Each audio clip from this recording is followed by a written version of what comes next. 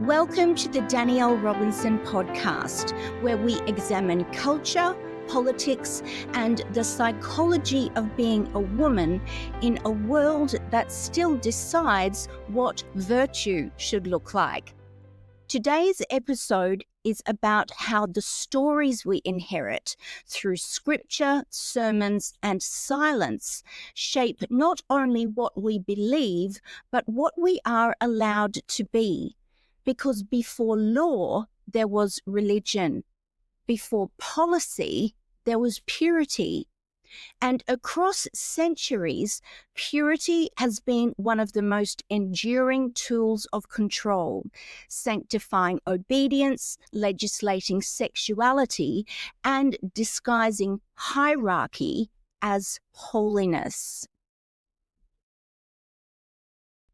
Purity, in theory, is about devotion. In practice, it's about power. In nearly every faith tradition, women's bodies are turned into moral battlegrounds, vessels for virtue, symbols of order. From veiling and chastity to menstrual taboos and family values, morality has been written into the flesh. The more visible the control, the stronger the illusion of holiness. During the years I spent studying for my theology degrees, I was fascinated by how religion made suffering sacred. The Virgin Mary, patient, immaculate, silent, became the blueprint for womanhood itself. Holiness was not power, it was endurance.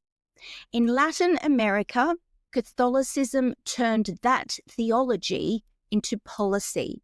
For generations, it shaped family law, education, and gender norms, merging the cross with the Constitution. Even now, in countries like El Salvador, abortion is banned under every circumstance. Women have been imprisoned for miscarriages, punished for grief. That's not theology. That's surveillance with a halo. But something has shifted. In 2020, Argentina legalized abortion after decades of resistance from the church.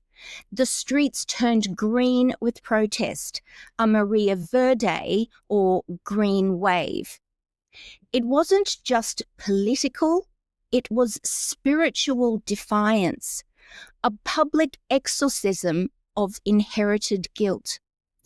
Across Latin America, women are rewriting what holiness means. Faith is no longer a leash, it's a language of liberation. In the United States, the purity narrative evolved in a different direction. Evangelical conservatism turned chastity into a brand.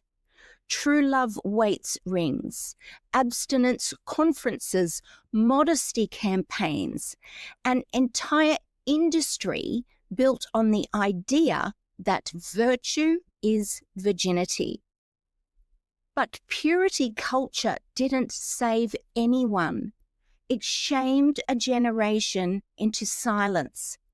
It taught young women to equate their worth with restraint and their desire with sin. And yet, decades later, that same theology now underpins policy. When Roe v. Wade was overturned in 2022, the victory was celebrated not just as political, but as divine. Pastors called it God's correction. It was framed as redemption, but it was regression. What fascinates me is how moral rhetoric survives even after faith fades. We still hear it in debates about decency, responsibility, family values. The catechism never really ended, it just changed platforms.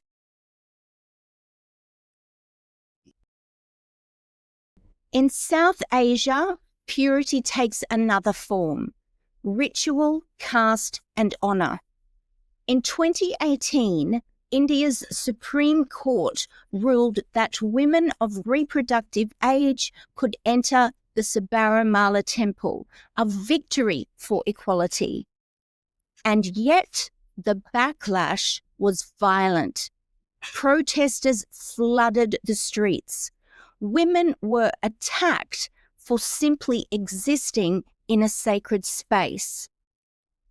Because purity isn't just belief, it's infrastructure.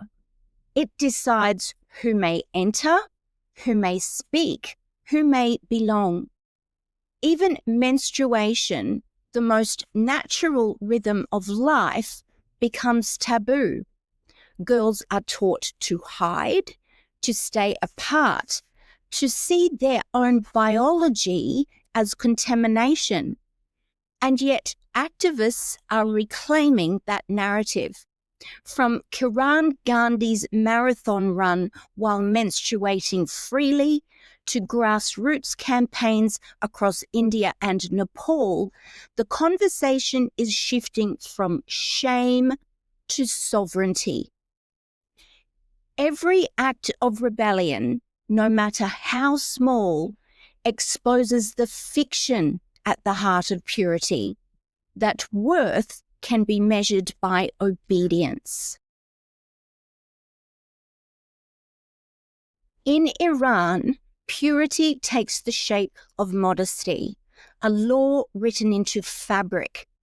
When Mahsa Amini was killed for improper hijab, the nation rose under a simple, radical chant: woman, life, freedom.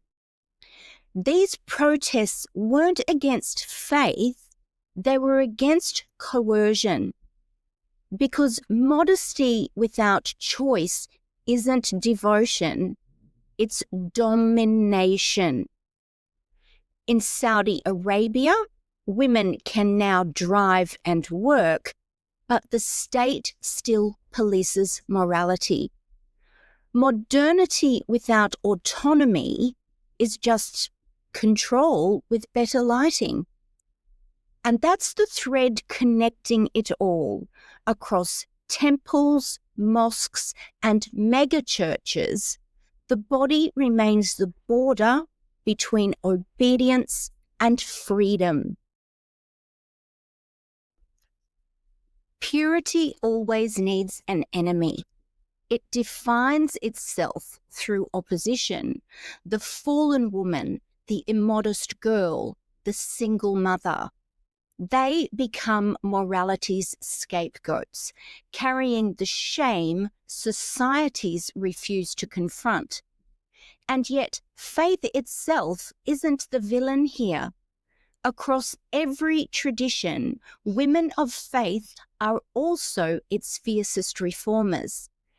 Liberation theologians in Latin America, Islamic feminists in North Africa, Dalit activists in India, they're reclaiming scripture, reinterpreting texts, and dismantling patriarchy from within. Because belief doesn't demand obedience, it demands ownership.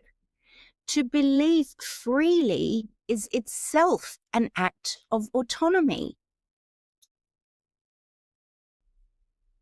Purity, at its core, is a myth, a story we tell to discipline chaos.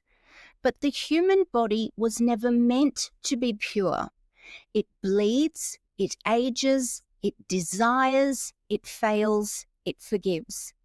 To deny that is to deny what makes us human. The task isn't to destroy faith, it's to untangle it from control, to replace guilt with grace and obedience with consent. Because true holiness, if it exists at all, is freedom. The freedom to choose, to change, to live in one's own skin without apology. This has been the final video podcast episode in the series My Body, Their Battlefield. But you can listen to the full audio series with the research, the history, and the voices shaping this global conversation on Spotify and Apple Podcasts. If this conversation resonated with you, please like, subscribe, and ring the bell. It helps more people find this series and join the discussion. Share this video with someone who's ever questioned where morality ends and control begins, and let's talk about it in the comments below. Because purity may be the myth, but freedom, that's the miracle.